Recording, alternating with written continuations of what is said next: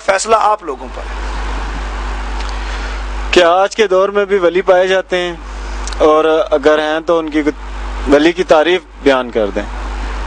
جی، کیا آج کے دور میں بھی ولی پائے جاتے ہیں؟ اگر ہیں تو ان کی نشانی کیا ہے؟ آج کل تو سارے ہی ولی پیر بنے نے، بڑا مشکل ہو گیا ہے پہچاننا کہ اللہ کا مقبول ترین بندہ کون ہے۔ اللہ ہمیں بھی اپنا مقبول بندہ بنا لے۔ 3 باتیں بتاؤں گا، لمبی گفتگو میں نہیں جاتے، صرف 3 باتیں بتاؤں گا، مختصر بتاؤں گا۔ جہاں یہ 3 باتیں ملے نا، وہاں سمجھنا کہ وہ بندہ اللہ کا بندہ ہے۔ ہیں تو سارے اللہ کے بندے، لیکن وہ بندے جو اللہ کی مانتے ہیں۔ دیکھو، پہلی بات، جب ان لوگوں سے ملو تو تمہیں رب اور حبیب یاد آئے۔ دوسری نشانی، جب ان کی مجلس میں جاؤ تو باتیں مدینے والے کی ہوتی ہوں، باتیں اس کے رب کی ہوتی ہوں، ہمارے رب کی ہوتی ہوں۔ اور تیسری بات، میں نیچے کہہ چکا ہوں، اپنے اس بات چیت میں کہہ چکا ہوں کہ جو اللہ والا ہوگا اس میں اکڑ نہیں ہوگی، وہ عاجز ہوگا، اس میں تکبر نہیں ہوگا، اس میں انکساری ہوگی۔ تو جن لوگوں میں اگر یہ چیزیں آج پائی جاتی ہیں تو مان لو کہ اللہ کے ولی آج موجود ہیں۔ اور اگر ایسا نہیں ہے تو میرے خیال میں سب سے جھوٹا میں ہی ہوں کہ میں جو باتیں کہہ رہا ہوں ان پر عمل خود نہیں کرتا اور آپ لوگوں کو نہیں بتاتا۔ تو کسی پیر فقیر کو پہچاننا اتنا آسان نہیں ہوتا۔ تو بات سیدھی سی ہے، جہاں یہ 3 باتیں مل جائیں، یاد رکھنا وہی حبیب کا آنا جانا ہے۔ ماشاءاللہ، آپ خود ٹرپل ایم اے ہیں اور اتنا جدید دور ہے، اس دور میں بھی جنات، عصیب اور جادو کی باتیں۔ جی دیکھیں، جیسے جیسے وقت گزرتا جا رہا ہے، جیسے جیسے وقت گزرتا جا رہا ہے، آثار قیامت بھی نظر آتے جا رہے ہیں۔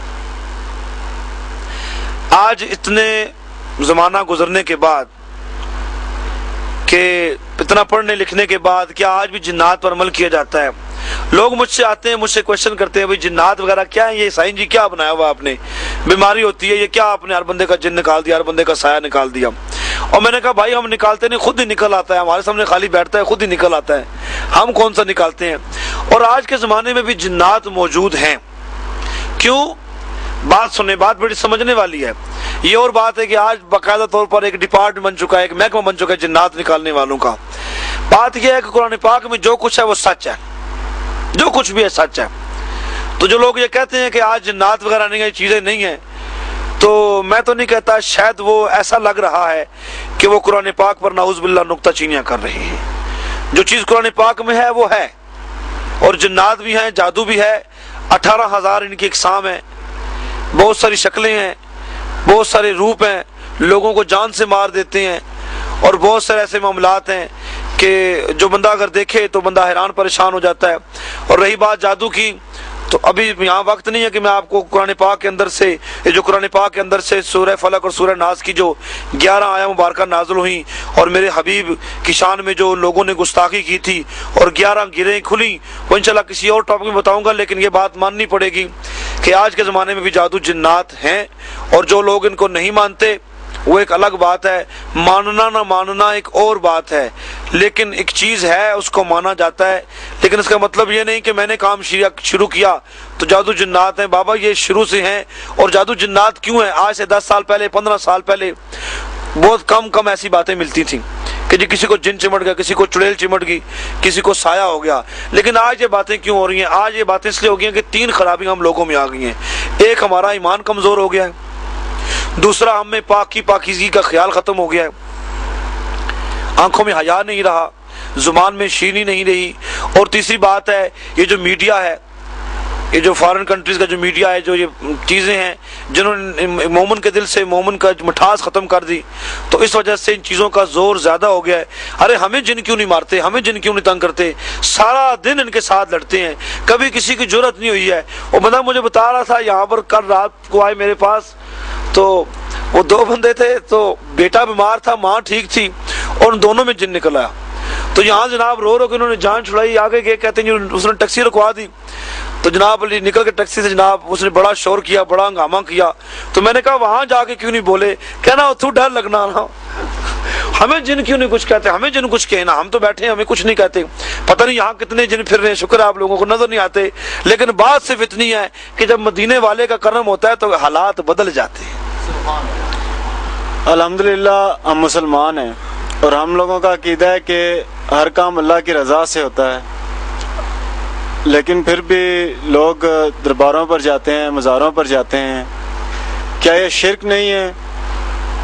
سبحان اللہ، بولیں آپ بھی سبحان اللہ۔ اب اللہ کرے میں یہ نقطہ سمجھا سکوں، اور جنہوں نے نہ سمجھنے کی قسم کھا رکھی ہے اللہ کرے مان جائیں، قبول کریں نہ کریں مان جائیں ہماری بات کو، کہ مزاروں پر کیوں جاتے ہیں، درباروں پر کیوں جاتے ہیں، کیا یہ شرک ہے، یہ بدعت ہے، یہ سب معاملہ کیا ہے؟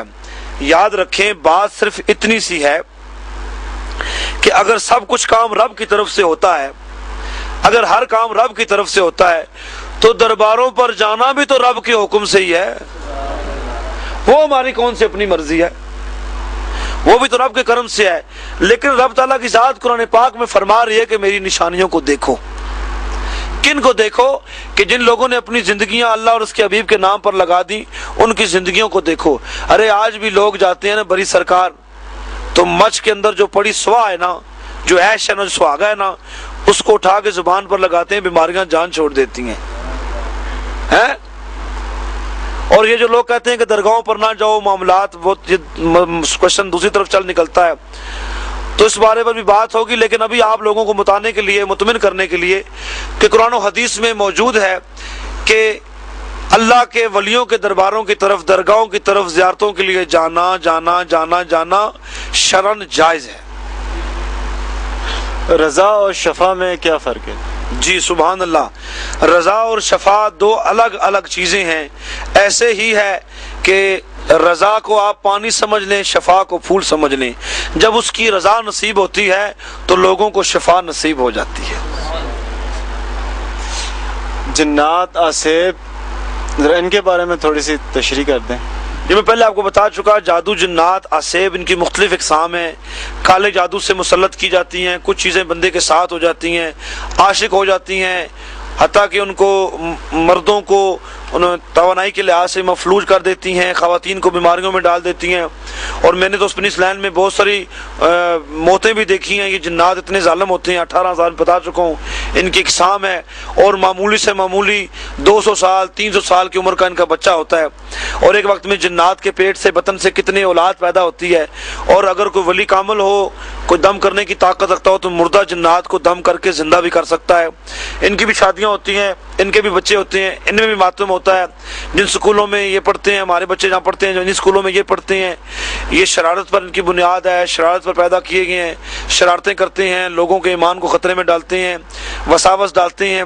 تو یہ بات ہے کہ جنات کا وجود ہے، جنات ہیں، اور ان کی تعداد بہت زیادہ ہے، اور یہ ایک روحانی چکر ہے جس کے گرد یہ رہتے ہیں، اور جب اس روحانیت کو چھوا جائے تو یہ تنگ کرتے ہیں۔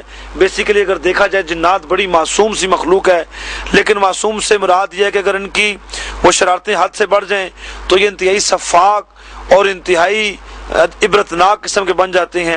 اور اس طرح کی یہاں واقعات آپ دیکھتے رہتے ہیں۔ گوشوارے میں ابھی جو پیچھے گوشوارہ لگا تھا، ابھی جو بچہ آ رہا ہے میجر صاحب کا، معاملات دیگر ایسی بہت ساری باتیں یہاں بتانا تھوڑا مشکل ہو جائے گا، تو ان چیزوں کا وجود ہے۔